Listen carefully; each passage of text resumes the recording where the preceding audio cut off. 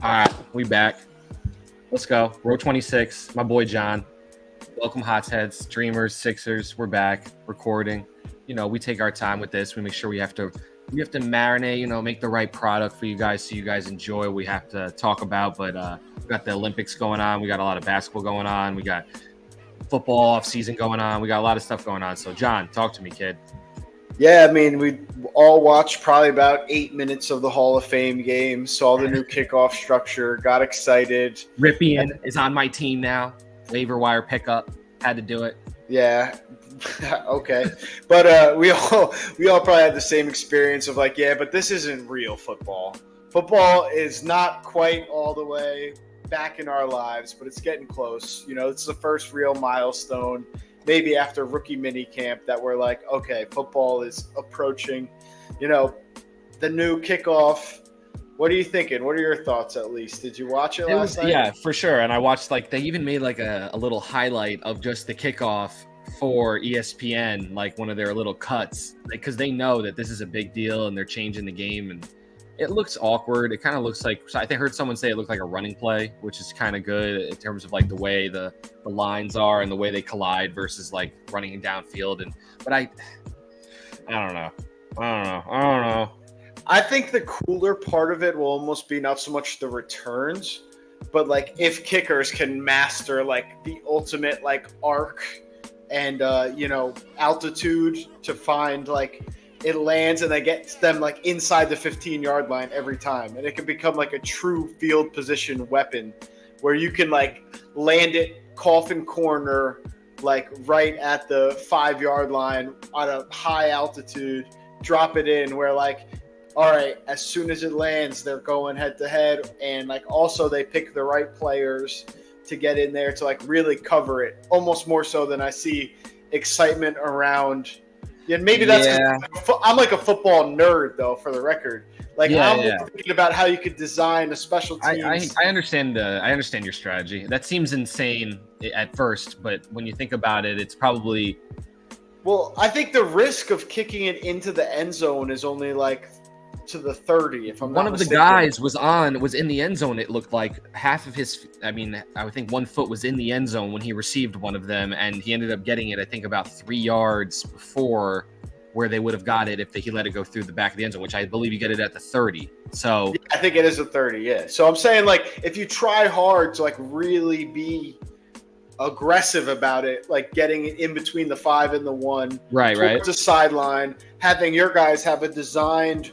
Almost like a slant rush towards whatever sideline you're trying to kick it to. Just the real wedge, a wedge. I see what you're saying. Okay. The wedge is more like a blocking, but just like I said, a D line slanting one direction because you think the running play is going to go that way, whether it's towards the tight end or anything. Just you think that causes more returns that are possible? Slants to the side that you're trying to coffin corner it to. And then really seeing if you can really do work on pinning teams where they're always going 85 yards to try and score a touchdown, that's more where I get excited. I think the kickoff return of it is going to be hard. I just think when you got that many guys, even if it isn't a head start of 30 yards like the old kickoff, if you have, how do you say, even 5 yards of separation from the blocker in front of you as opposed to a regular offensive play where the offensive line and defensive line are nose to nose. Right, you still have the opportunity to cover and break down and have a chance to dodge a block. Yeah, that's true. Much easier. So I think it's going to be hard to return touchdowns, unless you have some special returners back there. Unless you're doing the reverse, like you said, they're coming down on that type of angled whatever kick to try to pin you, and then the player has special ability to kind of reverse field against the grain and come around, and that would be a house call. But it would have to take a special player, and even any returns ever are always special players that usually end up being the guys that can return it for a touchdown anyway. I feel like all this shit is in vain, guys. No, that's a good point. It's random. It's rare that you see random guys just return one for a touchdown. Usually it's guys that are legit guys. But anyway, let's get into the Hots Corner here. I know it's the fans. Well, just real quick, I just want to expand on that point. Please. Like you said, like a return touchdown is rare anyway, so it's like it's always going to be an explosive play. So obviously, it's not going to happen all the time with this new kickoff, which I guess is a good argument for it. Just get to see more football because it does get boring when it's like touchback every single time. So let's get into the Hots Corner. Let's rip it up. That was a good open. Yeah, and I agree, and I also think that they're trying. I think at least they're trying, but I also think they might just go back to the original kickoff because it looks ugly too. I think that's the other thing. It just kind of looks ugly. So I doubt they'll go back to it. It's almost like the pitch clock. It's just new innovation in sports that they're going to roll with and see how it goes. And I doubt they'll go back. We'll see. I don't know. I mean, that's classic football, lining up. Beginning of the game, the big kickoff, like that shit. The guy's alone back there, no one moves. It's like I saw some people moving. It's like, is that a false start? Like these guys are like getting ready to go get pummeled, or like it's just the whole thing is kind of choppy still to me. But that old football is just like football is different than it was. From the origin of it, like to now, there's been so many massive changes. It's still a young sport comparatively, honestly, to a lot of other sports. And they could have just went without it and started at the 25 like college, and everyone would have still kept watching, and it would have sucked. But there's still kickoffs in college football, though. Yeah, but you know what I mean. Like in terms of just like the overtime rules and just kind of that thought process is whatever. Like Yeah, I mean, I'd like the college overtime rules, though. But whatever, let's get into the Hots Corner. We're getting all right, let's get into it. Here we go. So John's on his own corner tonight, so here we go. If you could have anyone in their prime to start at left tackle, protecting your quarterback, who would you pick? Joe Thomas. Jordan Love or Tua? Jordan Love. Disney or Marvel? Disney owns Marvel. All right, that's fair. I guess that's fair. So, I would say that's fair.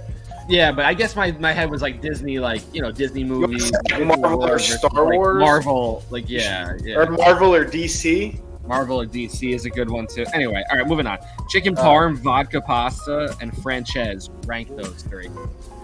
Wow, chicken franchise is my number one. Oof. And then what's it? Chicken parm and penne vodka? Mm-hmm. I'd probably go franchise, penne vodka, chicken parm. Okay. Dirk or KG? Oh, man. That's two of my favorites. I think I have to go Dirk. Who's the best linebacker no one ever talks about? The guy just going into the Hall of Fame, Patrick Willis. Take out the 3-point line or add a 4-point shot?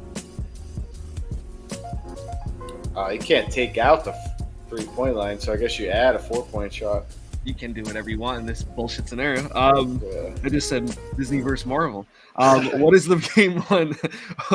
What is the game one works? What is this? What did I say here? Oh, what is the game one World Series pitching matchup if you had to guess? Sorry, I wrote it weird the way I wrote it because it was late at night. I guess I'd go with the Orioles and Corbin Burns. And then I think in the National League, it's probably going to be the Dodgers and I guess Glasnow. Entenmann's or Krispy Kreme? Krispy Kreme. Okay. And for the last one, rank the Olympic Games to watch. Volleyball, swimming, basketball, surfing. I'm a big swimming guy. Then probably basketball. And then volleyball, I'm going to say beach specifically. And then whatever the last one was. Surfing, yeah. Okay. Well, so let's just throw in one extra one since you said, since you asked. Marvel or DC?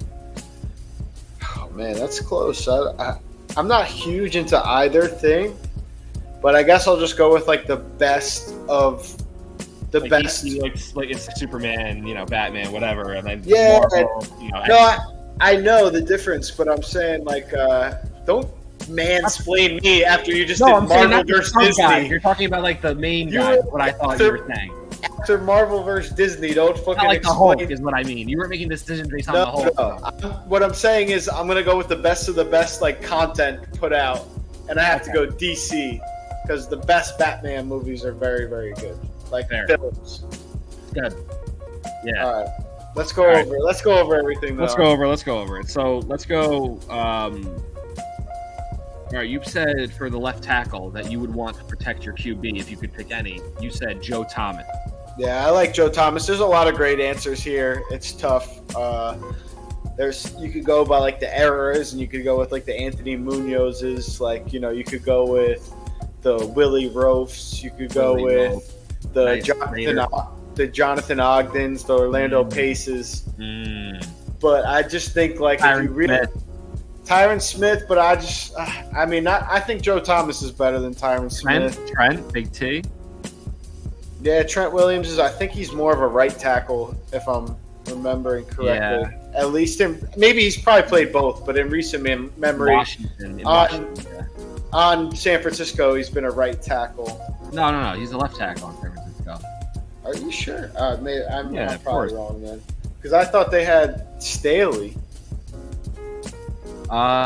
Did Staley play left tackle for them? I think Joe Staley. Yeah, I'm gonna go just look it up real quick. It's worth it. But no, another Eric Williams for the Cowboys was spectacular in the early '90s. Great name.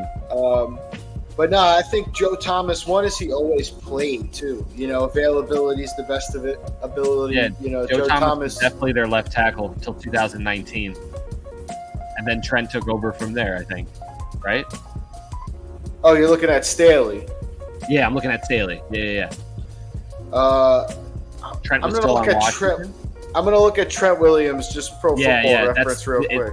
Yeah, that's what I was looking at, Joe Staley. I'm on Trent now. And yeah, that's right. That he came over in 2019, 2020. And then, all right. So he has been the left tackle. Okay. Yeah. He was the replacement. You were on it with Joe, for the record. Yeah. I thought they played together for some reason. But no, I guess, so he's definitely up there then. He's another fucking monster. Yeah. I like the Joe Thomas answer. He's the guy that was Pro Bowl every year. He was in the league, something like that. I don't know if he's been in the league. Joe Thomas, just as long as I remembered, I loved fucking watching him play. And then on top of that, like in Madden every year, if I did like a fantasy draft, like I was like, oh, I'm getting Joe Thomas and running to the left. Yeah. I'm looking up his share right now. Yeah, 10-time Pro Bowler. How many seasons did he play? 10 seasons. Yeah. It looks like he was a Pro Bowler every season besides his last season where he played 7 games in 2017. Yeah, he retired in 2017. He's already in the Hall of Fame. Like, that's... Yeah, it's crazy. Yeah, Pro Bowl every year of his career. What a sicko. Yeah, but I thought he was spectacular. I remember coming out of Wisconsin. I like Wisconsin linemen in general. They get big boys out of there. So, but next question. Jordan Love or Tua was the next one. I think this one's not even really close. I know people will be like, oh, he's only played one season. He was only really good half the season. I mean, you got to go to the eye test that sometimes. And, man, just watching Jordan Love in his best game versus Tua in his best game, I just think Jordan Love's ceiling is way higher. They're the same age, I believe, and Tua has much more experience. So you could make that argument, but Jordan Love is a stud as far as I'm concerned. I think if I could buy stock in like a young player, Jordan Love is a guy I'd buy stock in. I really think he's going to be really good. And then you have to think about it too. Like if there's one team that you trust for a guy who's been, resting on the bench after they got drafted and then they come up and start, it's the Packers. They've shown they can do that. So twice. Yeah. This would be the third time now. I agree. Yeah, I think that's sound. What you said. And not to shit on Tua. Tua's no. Tua's got the weapons too. You give Jordan Love those weapons with Tyreek Hill, he's making him look real good. Like, kind of just have to put it out there and let him go get it. So, exactly. It's not like Tua doesn't throw up numbers, and Tua's not super good. But one, I don't love that he's a lefty. To be honest, I know that's like an old man football take, but I just think it's just like. Every offense is designed around a righty quarterback. You have to flip the whole offense. All the players on the team have been playing their whole lives most likely at a righty quarterback for 90+% of it, if not more. Yeah. You know, and now they all are playing backwards, so to speak. It doesn't affect the receivers and quarterback as much, but like the running game and the run blocking and everything, you know, the handoffs, everything, unless he's handing off righty, and I haven't noticed. You know, Also, the way you invest the team, like Armstead being on their offensive line, he's the left tackle, like he's a lefty quarterback, like, you know, like that's a different impact than the right tackle. I would say, like, is he? Yeah, I mean, well, right to people say like, oh, they invest in a good right tackle, so it's the same thing, but it's like no, because the right tackle is usually a great right tackle, not necessarily for their blindside pass blocking, right? For their blindside pass blocking, because it's usually the guy the quarterback's playing, almost the guy, that defensive end. That's like his matchup almost in a sense. Yeah. I mean, and but if I had to go forward with one, that's one of the reasons I'd choose Jordan Love, and then another huge reason is health. You know, Tua's been batted around a couple times badly, and Tua's fucking painful, dude. Did you see him come out when he signed his contract and took that microphone and he was like, "Cash money" to the fans at minicamp? Did you see this video? Yeah, I mean, I haven't seen it, but he's cringy. But anyway, Jordan Love, yeah, I would agree. All right, keeping it moving here. I want to go to this one. Who's the best linebacker no one ever talks about? And you said Patrick Willis, who's going into the Hall of Fame. I think that's good. No one talks about him. No one ever has mentioned him. He was so fucking good, even at Ole Miss in college. Yeah, ferocious. Like just a big guy with the biggest shoulders. It felt like just like a fucking beast. A clean 4.5 40, if not faster too. Like elite speed for a linebacker. One of the fastest linebackers I've ever seen. That team with the Niners with Bowman and that linebacking core and what's his name? Dante Whitner. Whitner, the safety, with Golston. That whole team is just stupid. Yeah, Justin Smith, Alden Smith. Not fair. I don't know if you remember the playoff game between the Saints and the 49ers fucking Candlestick. Oh, yeah. Fucking when Dante Whitner hit Pierre Thomas, fucking knocked him out cold and the ball went flying. And I was like, God. And then also just a great game. Drew Brees and Alex Smith both had awesome games. Alex Smith, underrated. Like Alex Smith, like in his running heyday of running for 30-yard touchdowns, like moving around. Obviously, Utah played, a lot of running schemes in college. But Alex Smith had his he knocked at the door a couple times with the Niners and the Chiefs. He's had some squads for sure. He had some squads. I mean, you could argue if that Patrick Mahomes got drafted by the Bears when they took Trubisky, and he had a couple more years with that Chiefs team, he could have made a run. Maybe he wouldn't have won, but he had a chance to for sure. He would have got his leg hopefully snapped in half like he did when he went to Washington. Was that where that happened? Yeah, that was brutal, and he got comeback play. Alex Smith was fun to watch too. He could, like I said, he was a good runner of football. At a time where there weren't just like Aaron Rodgers. Like his face. They're just both white guys. That's about the extent of how much they look alike. Oh shit. Yeah, they're both just very exactly what we picture. What does a white guy look like? Alex Smith. Yeah. If you made a face mash of their two faces, it'd be the perfect white guy. All right, keeping it moving. Take out the 3-point line or add the 4-point shot. That would mean if you just took out the 3-point line, that would just be basketball in the 1950s. That's terrible. Everything's twos. That sounds 4 free throws, awful. 1. That's it. That sounds terrible. You can get an and 1 for 3. That's how you get 3. You got to get and 1s. You got to make moves.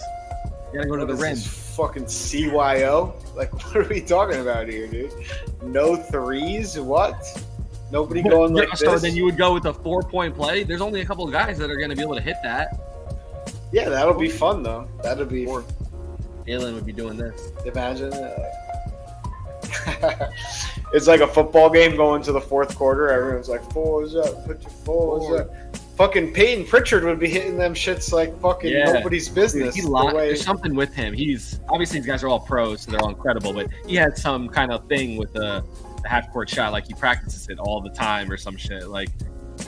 I mean, it makes sense. What else are you doing all day long when you're getting paid to be the backup point guard? He crushed that shit in the playoffs, the regular season, all that shit. He's a dog. Yeah, he's really good.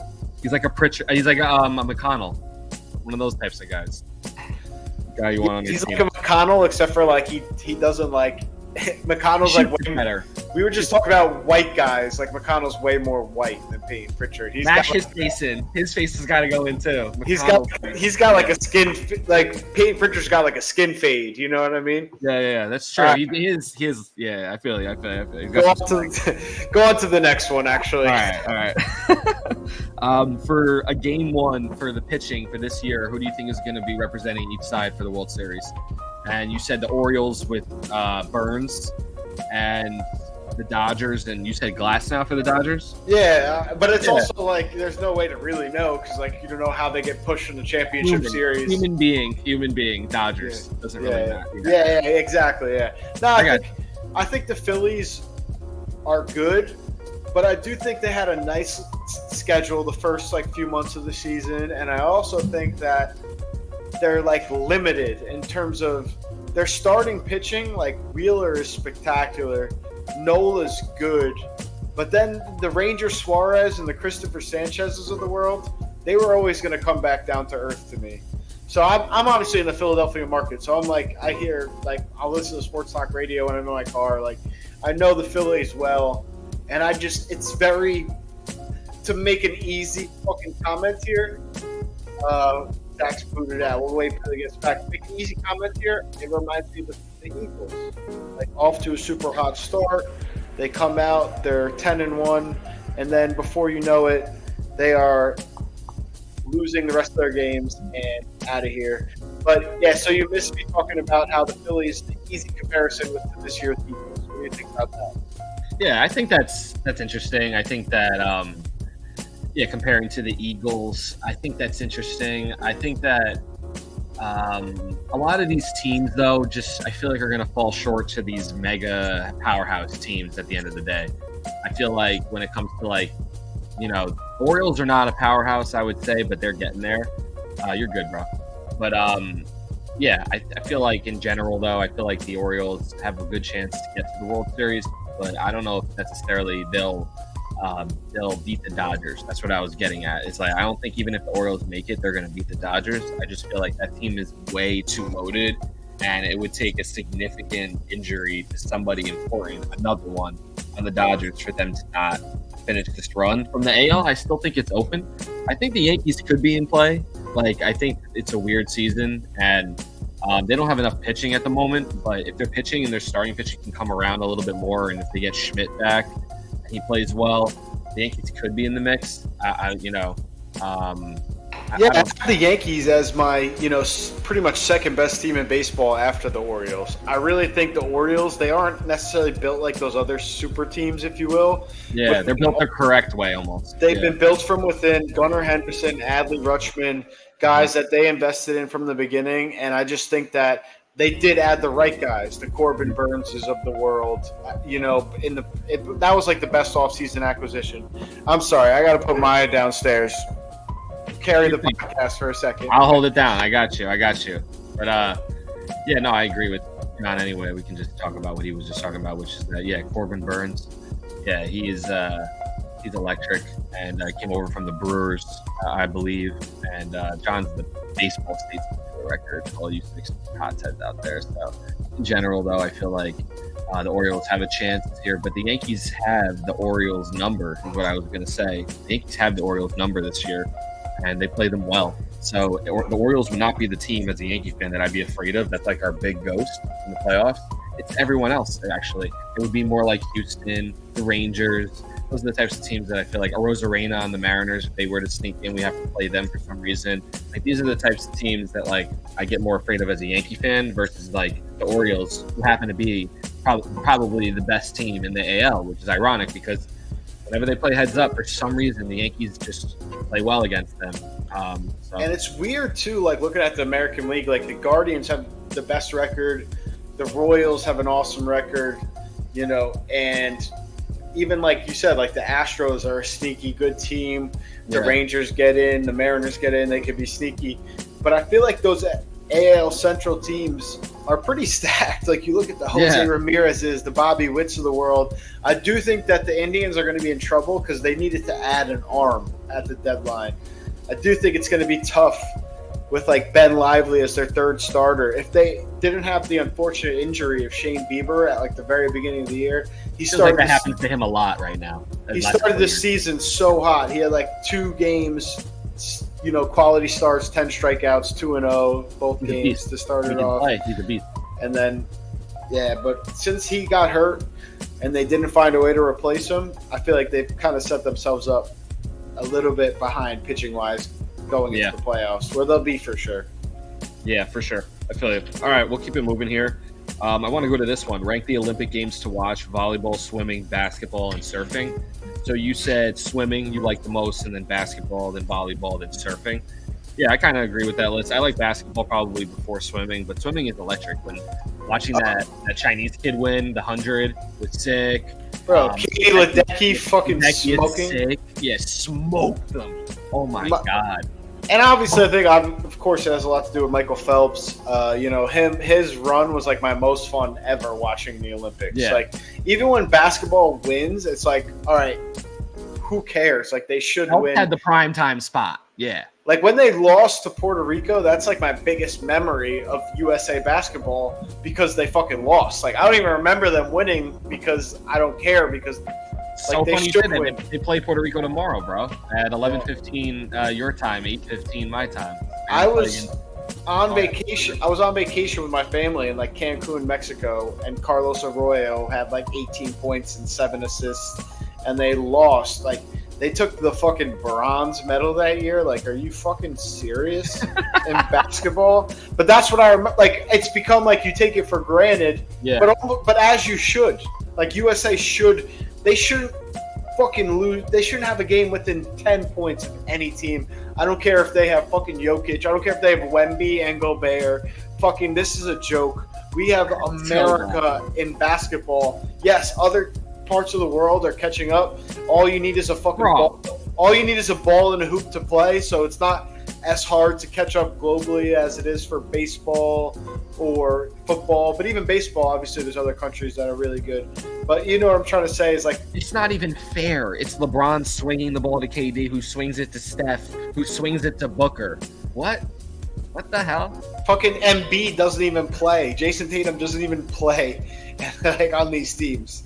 It's fucking crazy. And they, as the only player on another country's team, would probably compete with a lot of those other countries that we just spoke about, like Greece and Serbia. If like Tatum was from Romania or some shit. If like, you put Joel on Cameroon, like in the qualifying, they might qualify. Yeah, exactly. No, any of those guys you put on their own teams, they probably qualify. It's sick. It's crazy. I mean, like I said, but I still like watching basketball more than. Fucking surfing. I don't think I've ever. Okay, so surfing was pretty cool. Like they do it in Tahiti, which is this little remote island below Hawaii, in the middle of no fucking where, like in the middle of the Pacific. Scary. All right, fucking geography boy. Like, what are you getting at? We were because Christy and I were watching and we were like, where are they? Like we looked on a map and I was like, this is crazy. They're in the middle of nowhere, like surfing and shit. It's crazy. They had all these drones out so you could see the whole island. It makes more sense that you just learned this. I was like, I would not have. I was you're like Tahiti, which is fuck. I was like, how the fuck does he know where Tahiti is? Some support. We had a girl in there from the U.S. She's amazing, and I think she came in silver though. I don't think she won. If they eliminated surfing from the Olympics, I wouldn't even know. To be honest, I would have no idea. If they took River to swimming, I'd be pissed. You watch ping pong? You watch table tennis? I know that there's the one table tennis guy from America who he got like banned for like missing drug tests. I just found this out today, kind of like your Tahiti thing. This is what this is what we need. This is journalism. So he fucking like got banned because he like missed tests. I guess he was like broke. He didn't have like a phone, so like his phone was unreliable. So he missed 3 tests for the doping of like the IOC, and he like had to fucking sit out like all international competition and the Olympics for like 4 years or something like that. Like missed the last Olympics or something, and now is back and had to get like GoFundMe to like go to Paris and shit. But he like he won like his first couple or whatever. I don't know if he medaled, but like he played hard. He's back in the Olympics at least. But I think I saw on table tennis that like there's a Japanese woman that's fucking Naradu or whatever. She was on yesterday against this Korean girl. It was nuts. Dude, it's all nuts. The way they play ping pong is fucking crazy. Table tennis, whatever. They're out of their mind. But there's two French brothers who played each other at this Olympics. Oh, sick. Yeah, the big brother won, which I feel like is fair. Like, you know. Makes sense. Little brother has more time. Yeah, you gotta smack him around. You know, he probably never beat his big brother ever growing up. Yeah. So, do you think the U.S. Loses any games the rest of the time? Just to be clear, they do. It's fucking disgraceful. They should win, like I said, by double digits every game, easy. Alvarado's gonna go for 40 tomorrow in their face, and they're not gonna know what to do, and that will be that. And Puerto Rico's gonna win. You see. Jose Alvarado fucking can suck my dick. We're fucking. They better win by fucking 15 points or more. Facts. All right, let's keep going here. Entenmann's or Krispy Kreme was one of my questions. Was it just donuts or just like brand? They just said Entenmann's or Krispy Kreme. I didn't really like.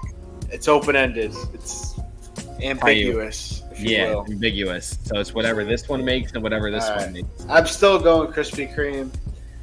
Again, like almost like with the surfing comment, like if Entenmann's disappear forever, like everything they make, someone else makes a version of. Like Krispy Kreme, I do feel like has the brand of like melty glazed donuts. Pause. I don't think that's a pause. Melty glazed donuts. The word glaze is pause. Pausey. Oh my god. Pause adjacent. Pause AJACE. Yeah, that's perfect. Great term. Anytime you say glazed, you have to be fucking. I'm gonna write that as the pod episode. Pause AJACE. At least thinking. You have to at least be thinking about fucking pause when you say glazed. Fair enough. Yeah, exactly. Yeah, wrong word. All right, Dirk versus KG. This is the one I want to get into as well. You said we just glossed over that so fast. I was gonna say also though, like. Oh, what? You're more on Krispy Kreme. Yeah, a little more about fucking pause and how it's adjacent to glazed. No, I'm just kidding. Fucking. If Krispy Kreme and Entenmann's were both gone forever, though, I honestly don't think it would affect my life at all. Like, I can't remember the last time I've eaten either. Yeah, are you like? I personally, I don't eat shit like that. So, like, I have been to Krispy Kreme a couple times. Entenmann's, I used to have the little mini chocolate chip cookie Entenmann's, which are crack cocaine. So I could probably eat a box of those in 20 seconds. Entenmann's, I more think about like the chocolate little donuts. The donuts too. Yeah. Oh man, you know Entenmann's wins. Those donuts are classic. I think those donuts beat the Krispy Kreme. That just changed the whole game for you. I think that just changed it. Yeah, I forgot about those. Yeah, those were good, but I'm just saying that neither one of them are like household products, like are weekly or daily. You know. I think I would take ice cream above both. Oh, ice cream? Are you fucking? Ice cream is a juggernaut. Yeah, that's what I'm saying. Like ice cream, it's crazy how I think when you just said that and I started thinking about other desserts, I was like immediately ice cream. I was like, that goes way above. Bro, ice cream, like even if you don't have it for a while, like it always hits. Every time. It's a comfort food. It's what you know. I'll even to the point where I used to be picky about vanilla or chocolate, whatever they got, vanilla or chocolate or the twist, whatever you got. If it's soft serve, we're in there. You're in a fight with your boy, you break up with a girl, fucking ice cream is always there for you. Black and white milkshake. Oh, great. Milkshake. Wow. Milkshake is like a sub-variant of ice cream. Wow. That's what I'm saying. Ice cream is elite. You're right. Juggernaut is the perfect word. So, all right, let's go. Dirk or KG? Come on. I want to hear this. This is close. I mean, they're both MVPs. KG's got him, I think. All right, so they're both MVPs. The one thing that I think put Dirk over the top for me is he carried a finals championship team on his back against one of the greatest lineups, at least on paper, ever assembled with Dwayne Wade, LeBron James, Chris Bosh. And the next best player on his team, you could argue, is Jason Terry. Kid. I would say Kid. Just because a 40-year-old Jason Kidd in those playoffs was not more impactful than Jason Terry that year. You're like specific production, but I just think in terms just of that season, who was a better player to help Dirk? yeah, And that okay, yeah, season, I guess you're right. But even if you want to say like fucking Barea had some big games, like they did play well. The supporting cast, I'm not trying to shit on them, but none of them like could take over a game. They just all played well. Even like you said with Jason Kidd, like low mistakes, efficient basketball. Like they didn't lose. They didn't give the games to the other controlling the game. Him and Carlisle were calling the game. Like Carlisle was able to put exactly what he's talked about onto the court because the Kid. I feel like in a lot of ways they weren't going to blow the game themselves. You had to beat them, and they not only. I talked about the finals run, but also like they beat the Lakers. I want to say in 4, maybe in 5. Maybe like with Kobe and Bynum and Powell, like they smoked the Lakers. I'm looking at it. Yeah, just look up Mavericks championship roster reference. But and then KG obviously got his title later on, but Paul Pierce, you could argue, was the catalyst of that. Ray Allen was the catalyst of that. There's no one saying that Dirk wasn't the best player on that finals team. They 4-0'd the Lakers. My biggest memory from that series was JJ Barea's and one on Andrew Bynum on like a flagrant. Yeah. Fucking, that was one of the bossest plays ever. Yeah, JJ's a dog. Yeah, I remember that play. We were talking about Puerto Rico basketball as another staple. Another guy. Kobe, Andrew Bynum, Powell, Lamar Odom. Ron Artest, maybe? I didn't see him. Jordan. Yeah, Meta was there. Jordan Farmar. Derek Fisher. Jordan Farmar, no. Derek Fisher, yeah. Okay. Matt Barnes, there's a name. I got a name for you. Point guard. Hang on. I have Smush Parker. Not on this team. Damn. I shook Smush Parker's hand at Javits Center when I went to a car show. Great nickname, Smush. I thought he was Juju Smith-Schuster. I walked up to him and asked him if he was Juju. He said no, but I am a former athlete. I was like, you look familiar. And he was like, I'm Smush. I was like, oh, Smush Parker from the Lakers. I was like, that's sick. I was like, you want to take a photo? He's like, sure, man. Swear to God, it's crazy. Exactly the interaction. I literally thought he was like, yeah, I'm fucking Juju Smith-Schuster. He probably had. I wasn't trying to be a jerk. I literally thought Juju Smith-Schuster probably has 30 pounds on Smush Parker at least. Their face is the same. No, and he's a big dude. He's an NBA player. Yeah, but right, Smush might be as big as him. You might be. I don't know. I would say the height is similar, but the fucking physical attributes of an NFL wide receiver versus Smush NBA Parker point is 230. 230? I'm just playing. 6'4", 190. 230 was crazy. I was like, dude, I've seen Smush Parker. I'm like, there is no way in hell. He does look like fucking. Please Google it. He looks like Juju Smith-Schuster. Come on, dude. I'm not. I don't know. I said that.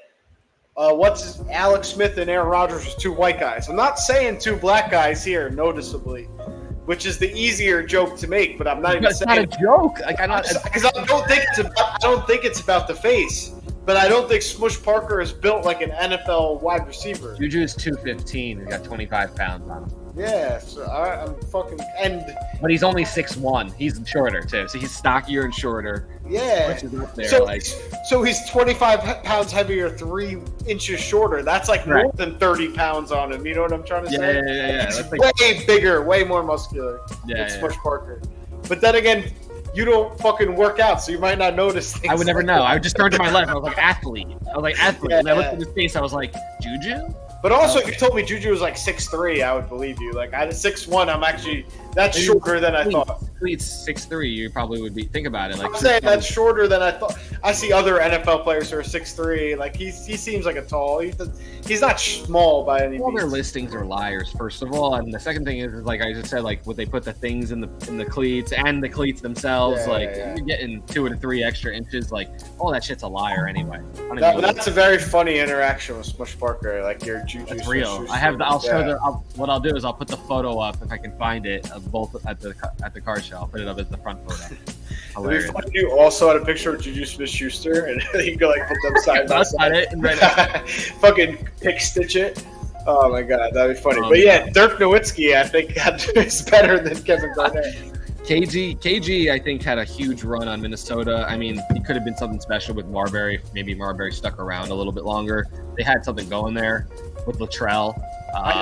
Garnett was like 25, 10, and 5 too, which is like very rare. That's like a very rare, and maybe less rare. Defensive player of the year. Dirk never got something like that. Way better defender. That's the best argument for KG. Way better defender. That's where I was gonna go, but you know, you can take your pick. Dirk was so much more unstoppable offensively, though. Yeah, like when being Dirk was a better in his offensive player means more than being a better defensive player. I think in the NBA post 2000. And like I said, he will in that championship. It was like Dirk versus the big three, and like if you specifically break down their fourth quarter stats, Dirk like outscored Dwayne Wade and LeBron James combined in the fourth quarter of that series. Unstoppable, and his form unstoppable. Just the where he put the ball behind his head, 7 feet, and it's water every time. Ridiculous. It's the equivalent of the Dream Shake or like the Sky Hook. Like his turnaround, his leaning turnaround jumper is just unstoppable.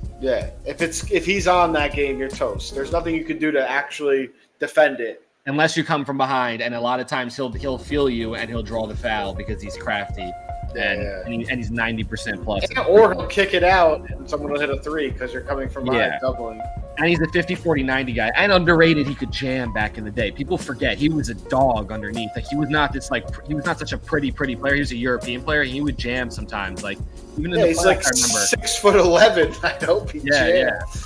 You know what I mean? Like sometimes white boys that play on the perimeter, they don't go to the paint. I know what you mean. Maybe like a Arvidas Sabonis. Yeah, like that guy, exactly. Biggest dude on the court, 7'3", whatever. You won't see him ever. He wasn't like catching oops. But you gotta, like when he was a young player, he had point guards like a young Jason Kidd before he went to Phoenix, I think was on Dallas, and Steve Nash when he was young was with fucking crazy. They had Steve Nash and him. That's crazy. I saw something recently. You know, I had the Kevin Johnson jersey. I saw they had like the Suns point guards one year. And it was Nash, Kidd, and Kevin Johnson, which is just crazy. All three of those guys. The point guards that have gone through Phoenix also is unbelievable if you think about it. Chris Paul, Jason Kidd, Marbury. I mean, it's just so many. Nash. It's crazy. And it's Kevin Johnson, like you just said. Yeah. They had some studs. All right, cool. So what else? What are we missing here?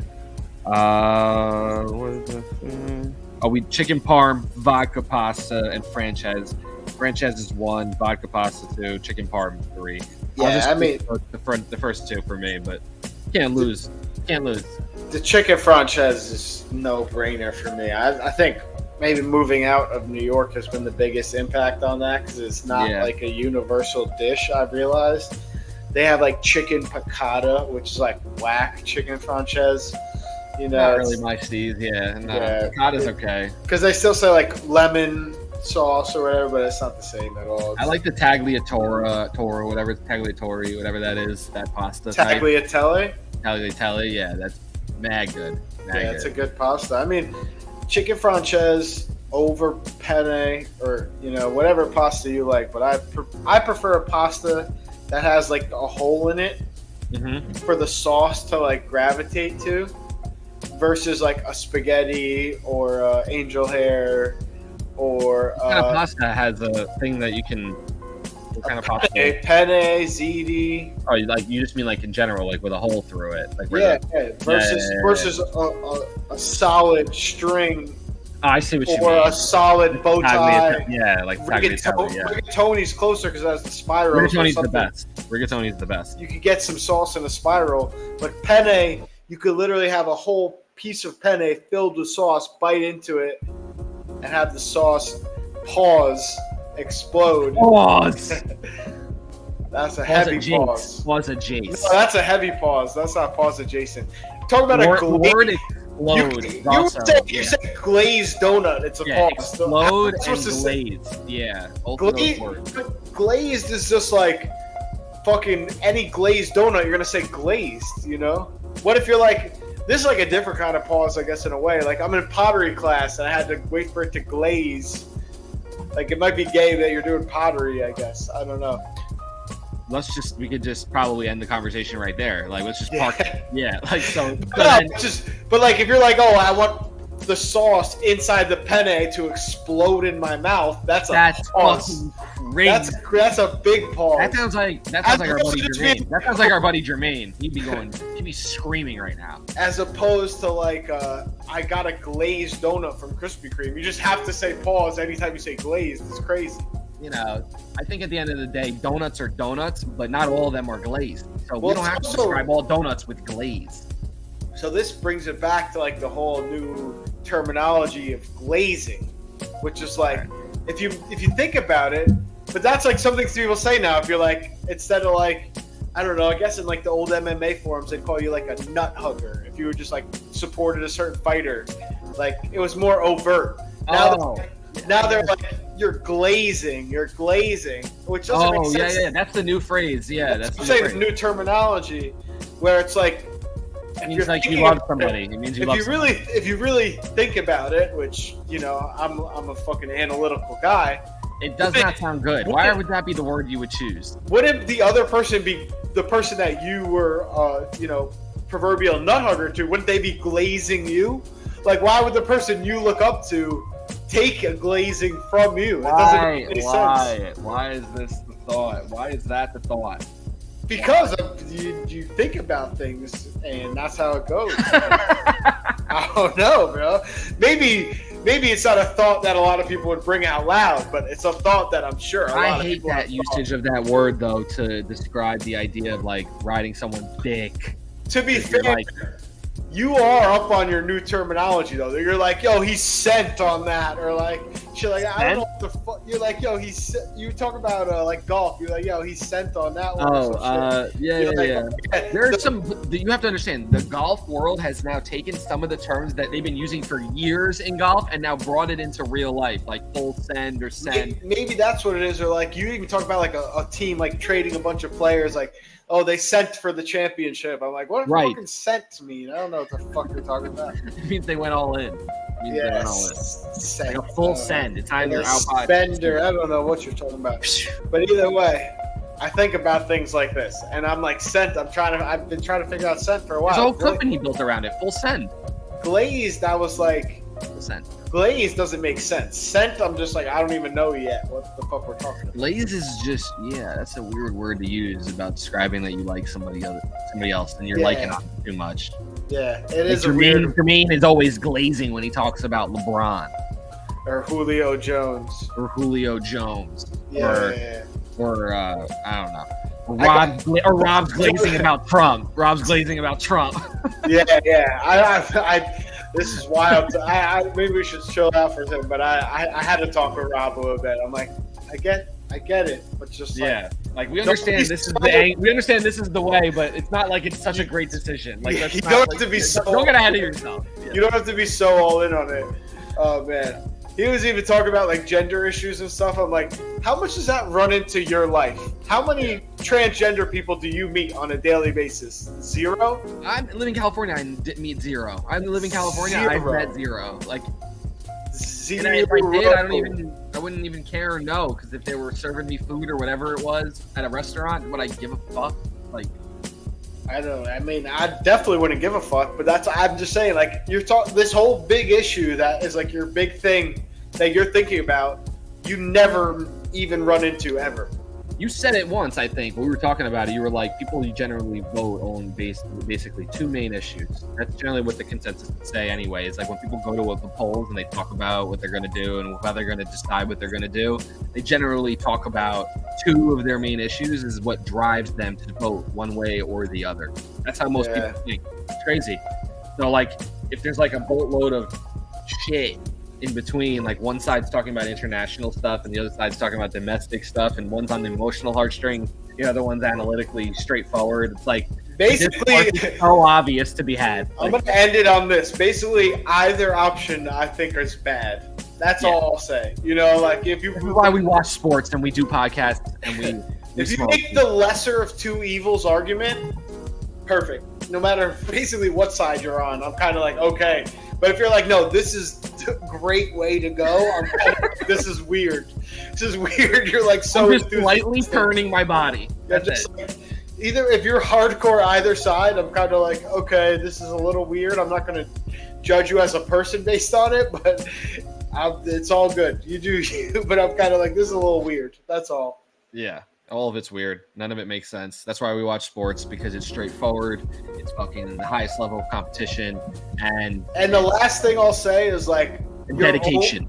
Your own life is infinitely more impacted by your own decisions and choices than who is in office. Like, correct. You're inevitably gonna have to pay something or do something that's under someone else's like law. Or if you think someone's going to save you, like, because this person gets elected, your life is going to be this much better. Yeah. Or this much worse. Like the next day they're like, yeah, so day one, here we are. It's yeah. You still don't have anything. Like someone gets elected and your bank account magically goes up and you're whatever. You got a good idea for a movie. It's almost like someone that gets elected, and based on who gets elected, the people that live in society's personal everything completely changes.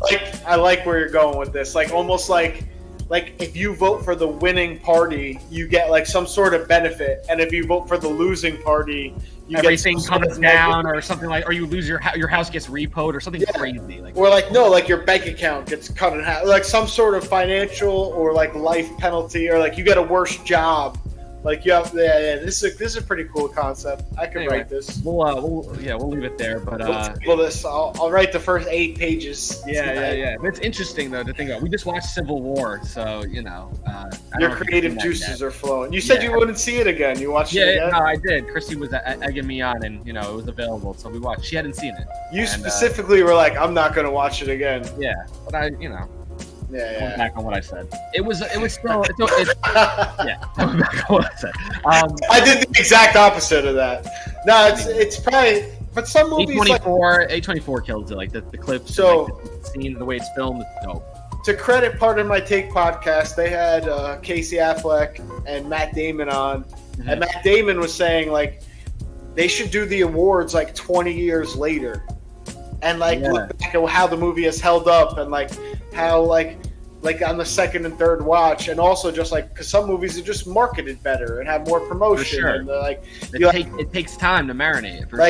But I thought that was like a cool, interesting thing that he brought up. True. Breakfast Club was one of those movies. When it first came out, it fucking flopped in the theaters, and then now it's become a lore classic. And his point being was like how much you make in a box office doesn't determine what a good movie is or not. Because like kids' movies crush the box office, because if you're bringing a kid to a movie, you're paying for at least 2 tickets. Let's say divorce rates in this country are 50%. Aquaman, bro. Fucking Vincent Chase, bro. Divorce rates in this country are 50%. So 50% of the time, you say you're buying 3 tickets to bring 1 kid to the movie. If you have 2 kids, it's 4 tickets. Let's say you're divorced, you have 1 kid, it's 2. You know what I mean? It's just so kids' movies are the best movies of all time if we're going by the box office. For sure. We even went to go see Inside Out because even Christy likes that type of shit. So like an adult fan of Disney and AFOD. For sure. Yeah. Loves all that stuff. Yeah. I've been cluing her in though because we're watching we just finished Star Wars. Now we're watching all the X-Men. So we just finished X-Men Origin Wolverine. We're watching as. They're getting worse as we go. We're getting good at transitions because we're getting into Disney and Marvel. Yeah. That was going to be our last. That was the last one we have to go over. Anyway, the Disney Marvel. So Marvel versus DC. What you said before was right. The Batman tape. That's the right tape. That was a professional transition right there. But no, I mean, if we go to Marvel versus Disney, was very funny that you asked me that because I was like, Disney has owned Marvel at least for like 10, 15 years now. And I look at it every fucking day on my television. And that's the irony. I go click into the Disney app and Marvel's in there. So like on Disney Plus, it's like Agents of Marvel, all the bullshit. But no, I mean, so we pivoted to Marvel versus DC, and like I said, what I consume is basically just the movies. And I think if you watch all the Marvel movies, like you have too much time on your hands. It's like Ant-Man and the Wasp, fucking. I never see any of those. There's like 17 Thors, 14 Black Panthers. Like it's a lot of investment. 11 Avengers. I'm obviously just making stuff up, but the Batman. I like a couple of the Avengers are good. I haven't seen all of them. No, they're not. I'm not trying to say they don't have good movies. I'm just saying it's a lot to get into. And also with the, you don't sit and wait for those films. You wait for the DC films. I feel like when Batman was coming out and shit, and dude, like Dark Knight. Any Christian Bale Batman movie is fucking a good ass movie, and like I said, it's like a film. Like The Dark Knight, brilliant. Fucking Dark Knight Rises, brilliant, genius. But I will say that my favorite, I guess, Marvel movie, I guess we have to include it, is Logan. You ever see Logan? We're about to watch it because it's coming up. We just watched the origins. Oh my god! All right. We're doing all the. Hell yeah! Logan is a good movie, very good movie, like a film again. Like as a movie dick, like I watch a lot of movies, I critique a lot of movies. Yeah. I have a Google Doc in my phone of like the movies I watch. I give them like out of 5-star rating. Like Logan is a fucking good ass movie. I'm a big fan. 3 different Wolverine movies. It's crazy. 3 different kind of like. And I think Wolverine and Deadpool like just came out. Like might be in theaters now. Fourth one, then that's the combo between 2 of them. But they already had that fight actually, technically, in Origins that we just watched. Ryan Reynolds plays what's it called, Project 11 or whatever you call him. Like X, Project 10 is Wolverine when he gets the fucking. Adamantium. Yeah. So they actually had Ryan Reynolds playing him, which was cool, and he was able to do crazy shit. Different than Deadpool, though. He was able to teleport. Out of all the Marvel, I do think I like X-Men the most. I love James McAvoy. He's my favorite actor. I think we talked about this before. Yeah. Young Professor Xavier is fucking incredible. I also like Fassbender a lot. Obviously, First Class, he's amazing. Yeah. You can't imagine anyone playing Wolverine other than Hugh Jackman. Yeah. Fucking Liev Schreiber as Sabretooth back in the day was fire. Sick. That was on Origins. Sick. And also fucking Sir Patrick fucking Stewart, I want to say, as the old Professor Xavier is also great. He was good, yeah. Both Xaviers were good, for sure. They're great. I guess if you include comic books too, I'm starting to get pulled over now. Like when I was little, I would prefer the X-Men cartoon and the X-Men comics over Batman, like the fucking old school, like Cyclops and Beast. That's what I was telling Christy, that Cyclops back in the day was the one, and same with Beast those guys were. Beast was amazing back in the day in those video games and shit. I'll drop 2 low key, but also kind of high key, I guess. But we're also not big comic book people, so low key, I'm gonna say Gambit and Nightcrawler. Yeah. I'm big fans of Gambit and Nightcrawler. Gambit, I was clamoring about when we were watching just now Origins, because Gambit was introduced, and he's sick. He's just so sick with what he's got. He's got the shaft. He's got the cards. He's just fucking electric. The cards are sick. I heard it. I don't think I've ever seen any of the movies with Gambit. I think he has. Oh, you got to see Origins then. It's the sickest rendition of showing what Gambit does. But is Origins the one with James McAvoy and Fassbender? Well, no. This is just all about Wolverine. So Wolverine Origins. Gotcha. Yeah, and then his brother's in it, who you were just describing. What's his name? Liev Schreiber, a Sabretooth? Liev Schreiber. Yeah, I don't think his name is Sabretooth. Sabretooth is one of the bad guys who had from X-Men the original, the long hair. He's called something else with the long fingernails and with his big teeth. I'm pretty sure Liev Schreiber played Sabretooth though. Sabretooth was in X-Men the original. He was the one with the long hair. Liev Schreiber did play Sabretooth, but maybe he played something else. Because I think Sabretooth is same guy. Is Wolverine's brother. Yeah, that is facts. That's 100% a fact. Okay, all right, word. All right, yeah. So that's what I'm thinking. Liev Schreiber played Sabretooth, Wolverine's brother. But I don't think his brother was named Saber. Was it Sabretooth? Is that right? Yeah, just Google Liev Schreiber, Sabretooth, Sabretooth. That's weird. So what X-Men #1 though, Sabretooth, if you look up that. Oh, it might be a different actor in that one or something. The way that he's shown is way different in that one. Oh, that totally threw me. Holy fuck. Yeah, this guy. Where's his face? I just saw it. Yeah, this guy with the white hair. If you go to images, you'll see Sabretooth actors. Yeah, just go to just press in Sabretooth. The first Wikipedia will come up is Yeah, so it looks like they got Tyler Mane also is another actor. That guy is the guy that's in all the X-Men, the original X-Men, X-Men 2, and X-Men Last Stand. But he died.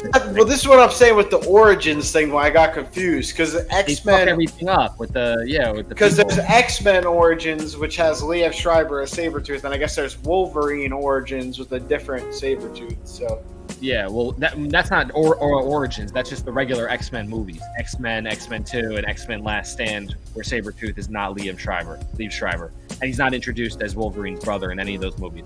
It says X-Men Origins Wolverine, Liev Schreiber. That's right. So that's the fourth movie, John. After the three main X-Men regular movies, they did like a spawn-off for their fourth movie, which was for Wolverine's story, and that's the one that Liam Schreiber is introduced as Sabretooth. All right, and that's the first time we learned that Sabretooth is actually Wolverine's brother. Okay, all right. Like I said, I know this from like the cartoon and comic book. The only reason I know this is because we've been watching it this past like 2 weeks. This is what we've been binging, to be honest. That and fucking Tahiti surfing. Yeah, and also the show on Apple, bro. Do you have Apple? Yeah. Jake Gyllenhaal. It's a really good show. The new, it's about something justice, I think it's called. We just watched 5 episodes of it. It's good, bro. You'll like it a lot. And the Apple TV, I think it has the new Casey Affleck and Matt Damon movie. That's why they're on PMT today. I want to watch that. I think it's called like The Inquisitors or something like that. Or... Yeah. I'm gonna get you the name of this right now too. I saw what you were talking about though. I saw some trailer for it. But before we sign off, we'll leave the people with that. Let me see what it's Presumed Innocent. Ooh, Presumed Innocent. Okay. Yeah, I got courtroom stuff. The other lawyer, is from the movie Garden State. Maybe you know him. He's the best friend in Garden State with the long blonde hair. You might recognize him.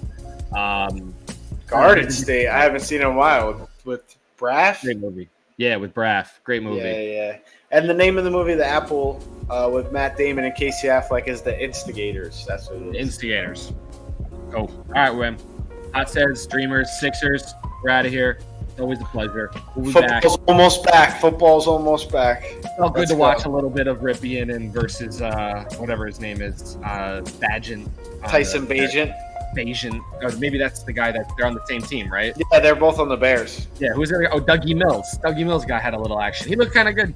Not bad. He looked like a Daniel Jones. Nice job, guys. Davis Mills? I call him Dougie Mills because of the McAfee show. They called him Dougie Mills for like every weekend. The crazy long neck, looking like a giraffe. All right, bro. Stay up. All right, yo. We'll talk to you soon. Hot says Dreamers, Sixers. We out. Peace. Peace. Signing off. We out.